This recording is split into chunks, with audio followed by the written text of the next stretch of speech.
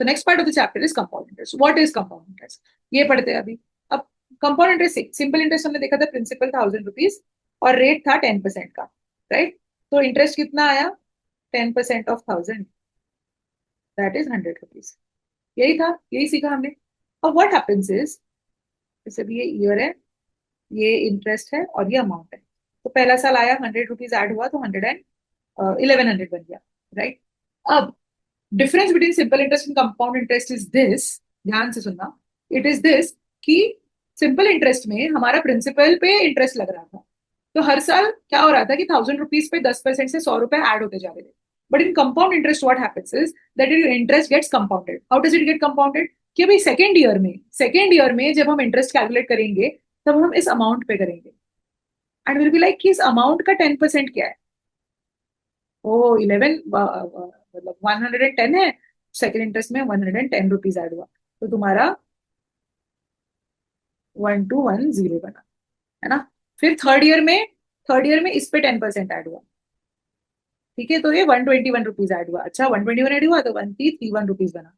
और ऐसे करके हमारे पैसे बढ़ते गए. तो सिंपल इंटरेस्ट में क्या हो रहा था, इन case of simple interest what was happening, in case of simple interest तुम्हारा यहाँ पे 1100, 1200, 1300 बस उतना ही बन रहा था. क्यों, क्योंकि interest was getting added on principal, right. But in case of compound interest, the interest is added is on the amount of last year.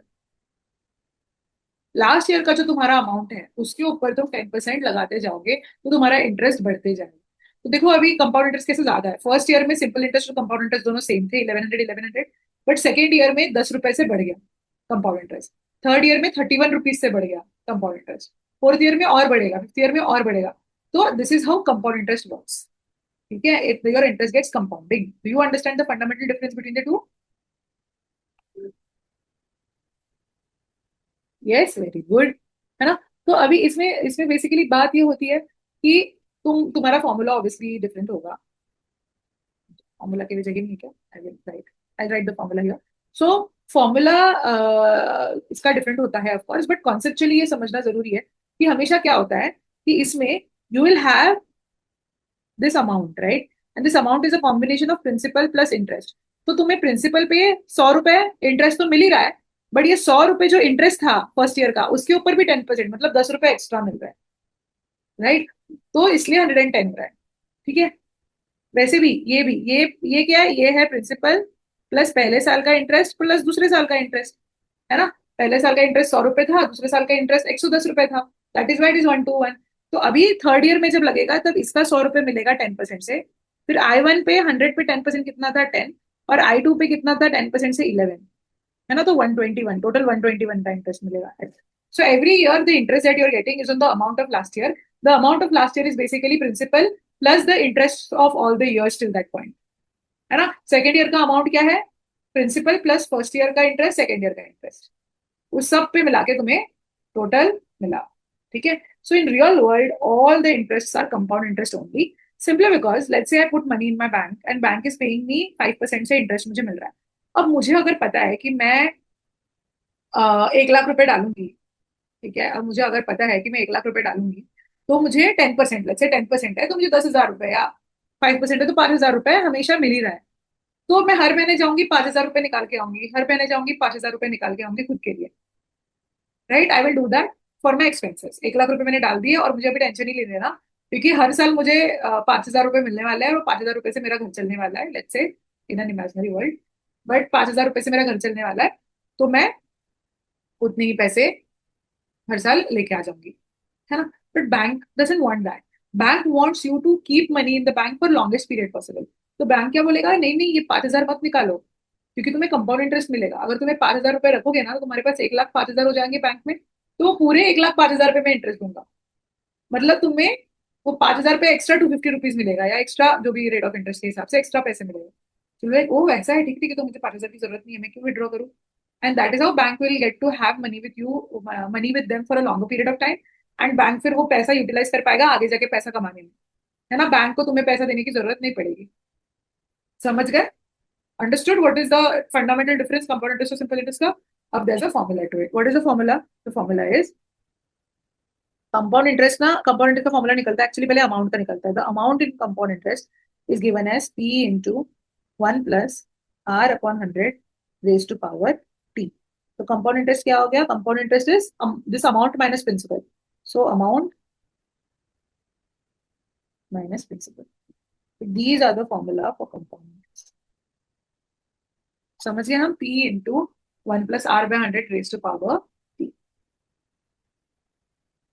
सही है? Have you noted this down? Can we move ahead and solve questions? Yes, good.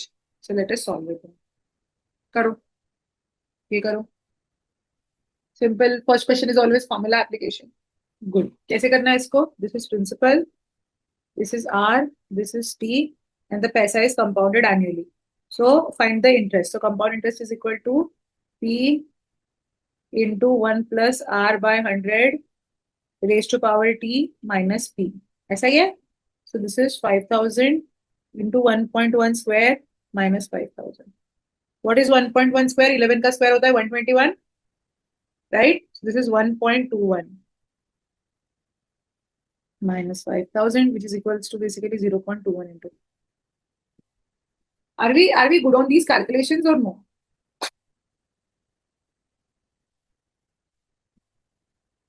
21 5 105 होता है और हमने decimals adjust कर दिया. तो what is the compound interest earn? Same आया. Very good. And I hope nobody is using calculator. Calculator use करना बिल्कुल मना है. अब मैं तो तुम्हारे घर पे आके बोल नहीं सकती हूँ, but genuinely do not use calculators at all. No matter how much मेहनत we do in the exam, अगर कैलकुलेटर की आदत लग गई है तो क्वांट्स के लाले पड़ रहे, नहीं आ रहे मार्क्स. बिल्कुल भी नहीं आ रहे. इन नो केस नहीं आ रहे मार्क्स. कुछ भी कर लो, मैं अब भी लिख के दे देती हूँ. तो बिल्कुल कैलकुलेटर कोई यूज नहीं करेगा. Nobody will use calculator at all. ठीक है, चलो गुड. Do this. ये क्या है? अमाउंट निकालना है. तो amount is P into 1 plus r by 100 raised to power 3. So that is 8,000 into 1.05 cube. अब 1.05 क्यूब हमें पता नहीं.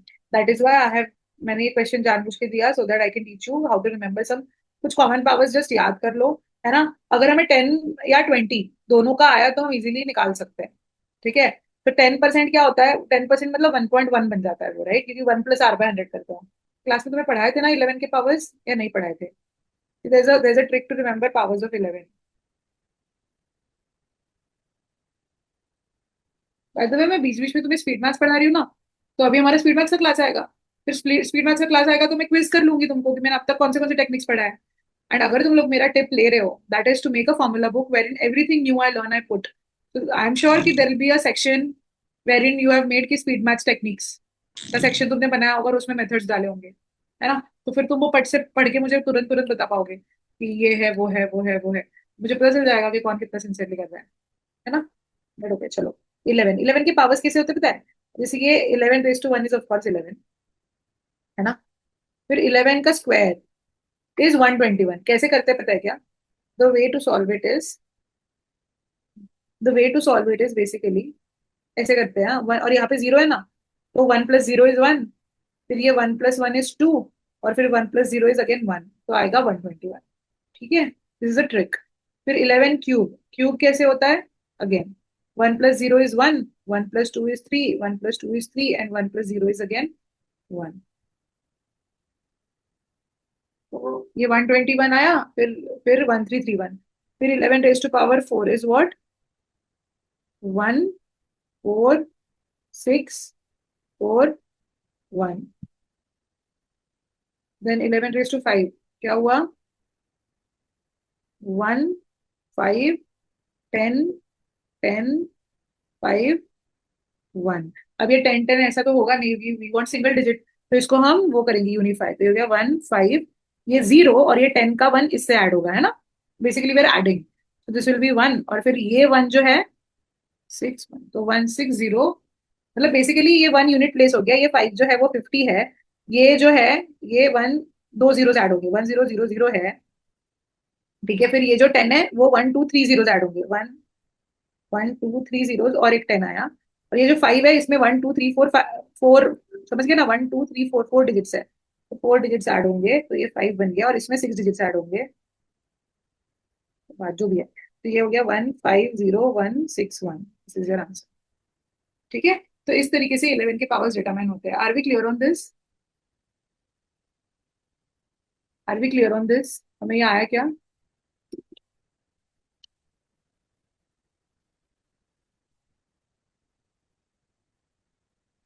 है ना? फिर 11 रेज टू 6 क्या होगा? सेम। इसको मैं थोड़ा सा नीटली लिख लूं ताकि हमारा टेबल सुंदर दिखे।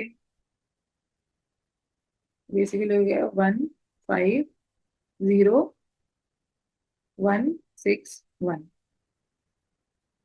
है ना? तो ये क्या बन जाएगा? ये बन जाएगा, इधर से स्टार्ट होगा, 1 7 7 1 5 6 1। तो ये हो गया तुम्हारा 11 रेज टू पावर 6। सही है? अभी good? Give me thumbs up if you have understood the powers of 11, है ना? तो उस हिसाब से 1.1 का पावर बोलेंगे भाई, 1.1 का, तो 1.1 raise to power is 1.1, two बोले तो 2 डेसिमल्स, तीन बोला तो 3 डेसिमल्स, चार बोला तो 4 डेसिमल्स, पांच बोला तो 5 डेसिमल्स, छह बोला तो 6 डेसिमल्स, ऐसा पावर आएगा, और उससे हमको मल्टीप्लाई करना पड़ेगा, है ना?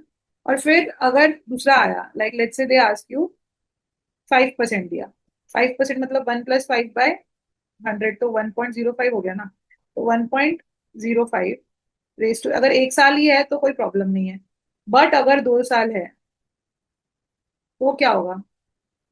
How to find this out? तो इसीलिए मैंने बोला था कि रिमेंबर अ फ्यू वैल्यूज।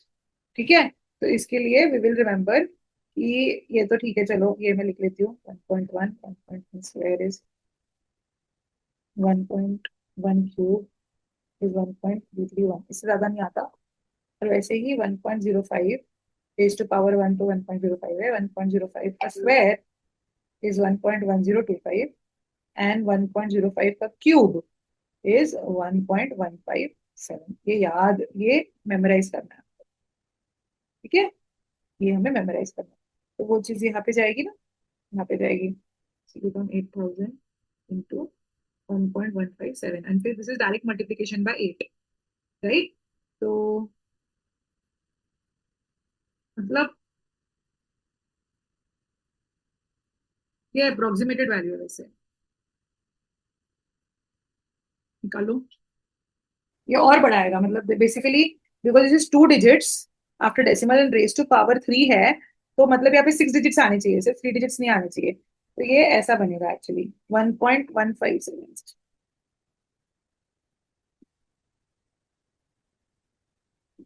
पूरा ही मेमोराइज करो, बेटर है, ये तो अप्रोक्सीमेशन, कभी कभी कंपाउंड टेस्ट में अप्रोक्सीमेशन गलत आंसर्स देता है। ठीक है, करो इसको, यस, गुड, गुड। ठीक है, गुड। तो द आंसर इज, कितना है आंसर? मित्ता ने बताया आंसर मुझे, 9261। ठीक है, तुमने 8 से मल्टीप्लाई करके एडजस्ट करे आंसर, तो ये तुम्हारा answer. This is what you have to remember. अभी इसमें भी एक ट्रिक है, and I would want to tell that trick to you guys, एक छोटा सा ट्रिक। और बाकी कुछ पावर्स हुए ना, जैसे अगर उन्होंने बोल दिया तुम्हें 20%, तो फिर वो स्क्वायर देंगे यूजुअली, मतलब 2 ईयर्स देंगे, 2 ईयर्स तो हमें पता है 1.2 का स्क्वायर, स्क्वायर्स तो हमें लर्न है, तो उससे निकल जाएगा। बट ना there is a trick also to find square of a number which has unit places 5, when the unit places 5। ठीक है, तो याद रखो कि when the unit places, finding square when the unit places 5, what happens ना, इसमें क्या करना होता है कि जैसे अभी ये 105 का स्क्वायर निकालना है, राइट? तो हम क्या करते हैं, 5 का स्क्वायर 25 लिख लेंगे। ठीक है, और ये जो बाकी जो बचा हुआ है ना, जैसे 10 बचा हुआ है, उसको उसके नेक्स्ट नंबर से मल्टीप्लाई करना है, तो 11025, ये आ गया उसका आंसर। 105 का स्क्वायर इज 11025, तो ये 1.1025 हुआ, यही किया ना हमने, लिखा है ना 1.1025 लिखा है ना, कहा गया, लिखा है ना, सही है। ऐसा तुम किसी भी नंबर का स्क्वायर निकाल सकते हो जिसका unit place is 5, like for example 65। 65 का स्क्वायर निकालने बोला तो हम क्या बोलेंगे, 5 का स्क्वायर 25, और 6 को 7 से मल्टीप्लाई करो, तो 4225, कोई भी नंबर का स्क्वायर निकल सकता है ऐसे, जिसका यूनिट प्लेस 5 है बेसिकली, है ना। 85 क्या होगा, 5 का 25 और 8 9 जा 72। कूल, तभी ये काम आ जाए ट्रिक।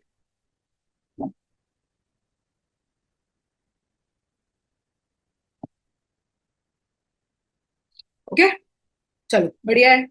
तो getting back from speed maths to our compound interest, so this is what compound interest questions look like, और ये सिंपल एप्लीकेशन ऑफ फॉर्मूला हो गया। ओके, इससे कॉम्प्लिकेटेड वो देते नहीं है, और देंगे तो you always have a digital calculator in case, it's very complicated. Like उन्होंने 25% रेट ऑफ इंटरेस्ट दे दिया, 27% रेट ऑफ इंटरेस्ट दे दिया, और 3 साल का पूछा, तो 1.27 का क्यूब कहाँ से निकालेंगे हम? तो ऐसा करते नहीं है वो। ठीक है, trust the process, it never happens.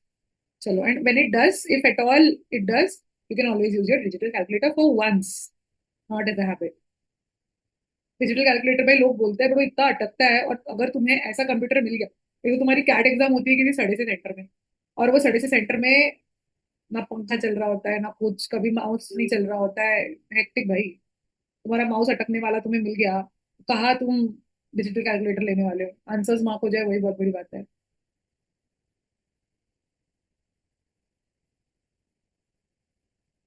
चलो करो, do this one, third one. In a compound interest scheme, a sum doubles in 4 years.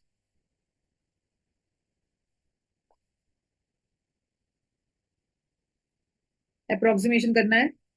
Principal let's say 100 है, तो तुम्हारा अमाउंट कितना हो गया है, 200 in what time period, 4 years। तुमको निकालना है कि इसमें फिर what would be the rate of interest.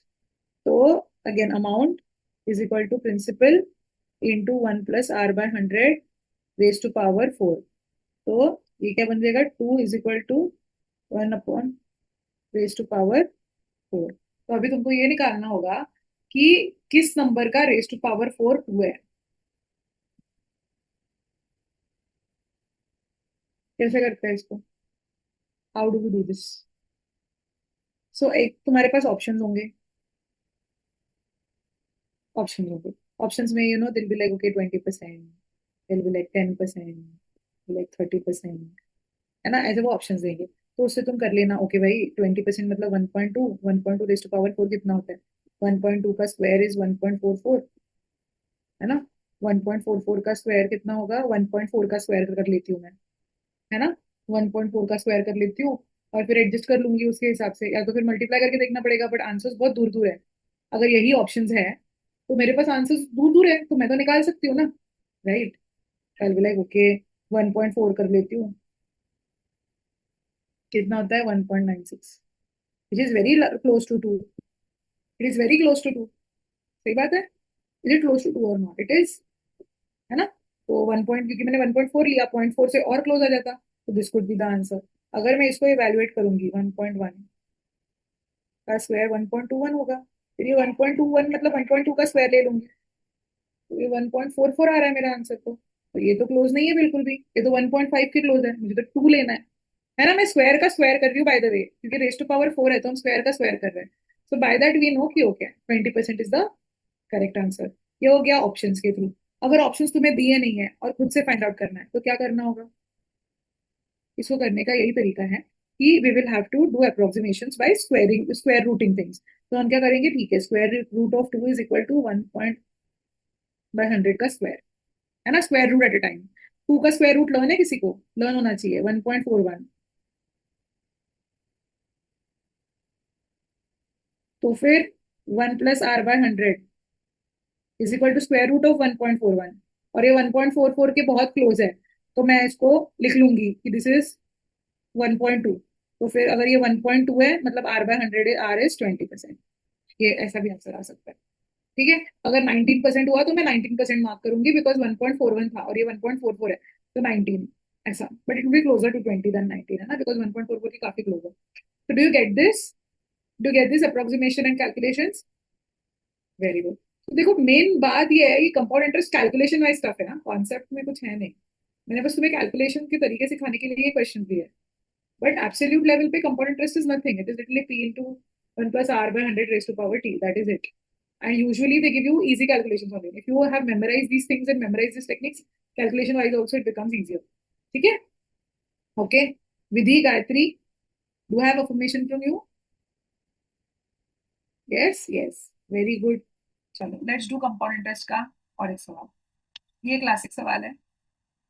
Compound interest में ये सवाल काफी पूछा जाता है. ठीक है. What is this question? The difference between. They hardly ask they compound interest का इंडिविजुअल सवाल जैसे आए उतना नहीं आता है. कैलकुलेशन हैवी करने के लिए वैसे दे दिया तो ठीक है, इसलिए मैंने ट्रिकी कैलकुलेशंस दिए थे, बट अदरवाइज नहीं आता. यूजुअली ये क्वेश्चन आ जाता है कि difference between compound interest and simple interest on a sum of money for at 10% for 2 years is rupees 40. What could be the principal? So the traditional method is simple. You are like, okay, simple interest कितना है?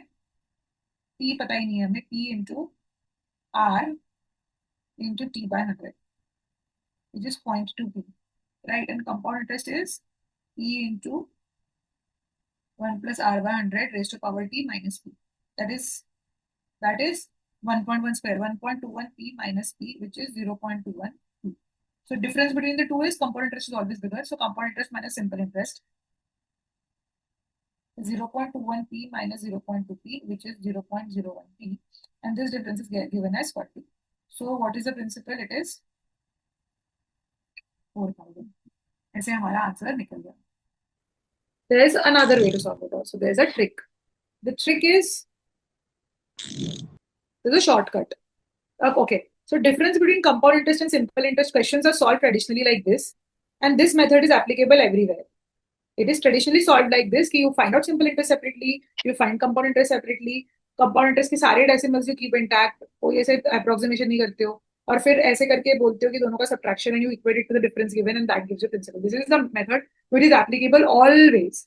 But only in the cases where the time period is 2 years, you can use a shortcut. Only and only in the cases where the time period is 2 years. If the time period is not 2 years and anything else, the shortcut is not applicable at all. इसलिए मैं traditional methods पहले सिखाती हूँ because that is applicable everywhere, है ना. तो इसका क्या है, 2 years में basically the funda is they say simple interest is P into R into T by 100, right. तो over 2 years it will be p into r into 2 by 100, है ना.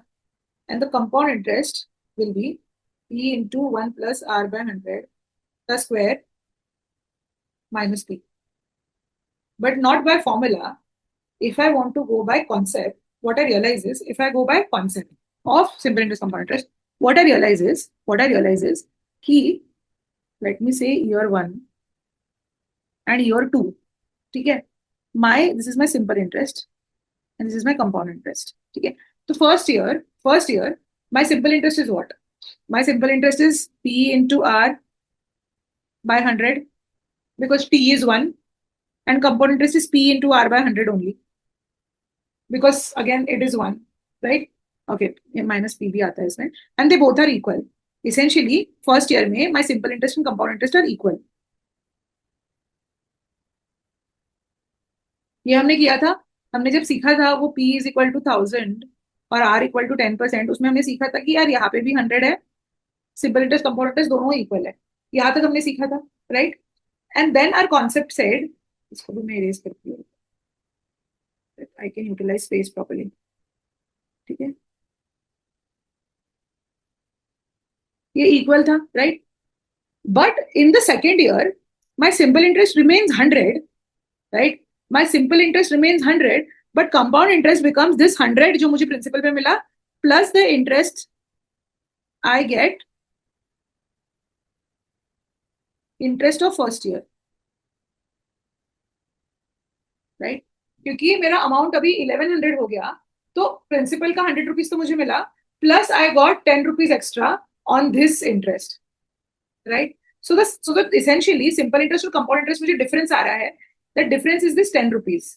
This difference is this interest you are getting on the interest of first year, right. And what is the interest on the interest of first year? Interest कितना होता है? Rate of I1, R% of I1. And what was I1 itself? I1 itself was R% of principal, right? I1 itself was R% of principal. So basically, this difference is R% of R% of my principal, and this is the formula. They say that the difference between simple interest and compound interest for 2 years is equal to R by 100 into R by 100 of principal. Okay.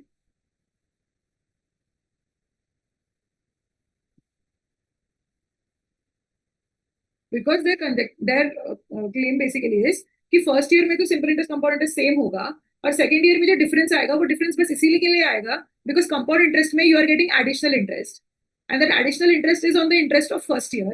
तो first year पे जो 100 rupees extra तुम्हारे add हुए थे amount में, उसका 10% तुम्हें extra मिल रहा है, तो उसका R% तुम्हें एक्स्ट्रा मिल रहा है. दैट इज R% ऑफ आई तुम्हें एक्स्ट्रा मिल रहा है. This is the difference. And R% of I, and I it self is R% of P, right? Interest itself is R% of P. That is why the difference in 2 years is R% of R% of P. ठीक है, वही चीज हमारी यहाँ पे apply होती है. इसको अगर हम यहाँ पे अप्लाई करेंगे तो R was 10%, तो 10% is 0.1 into 0.1 of P, है ना. 0.1 into 0.1 of P, which is 0.01 of P, which जो यहाँ पे लिखा हुआ है, तो सेम ही चीज आती.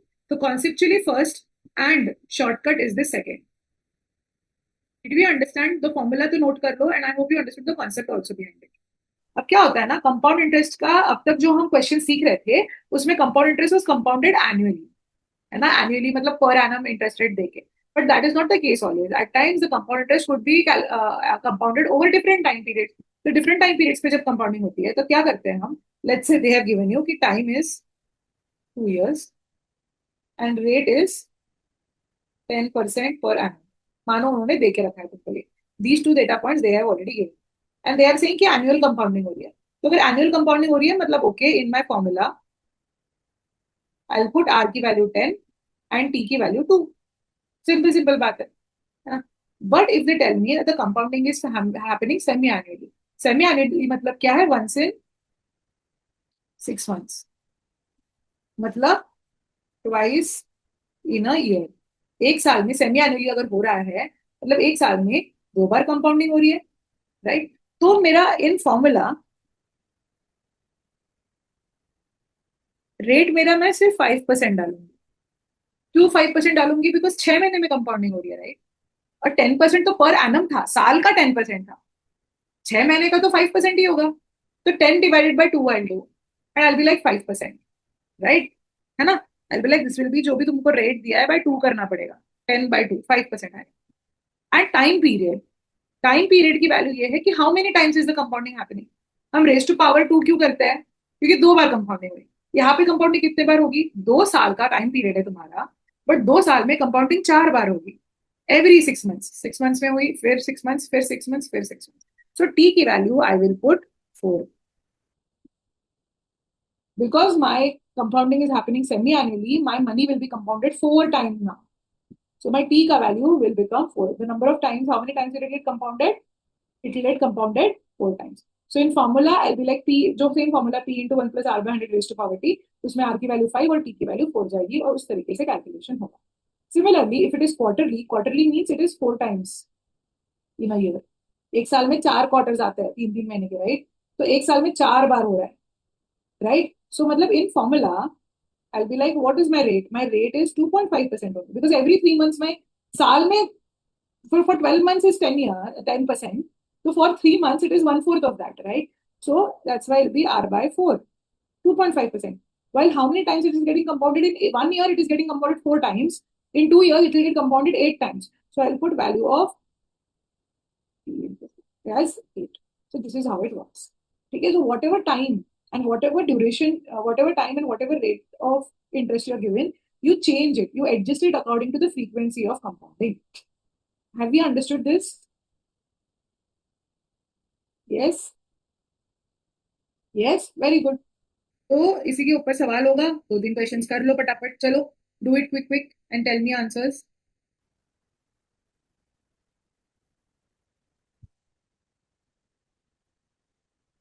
What is the amount you will receive at the end of the tenure? मतलब अमाउंट निकालने बोला है.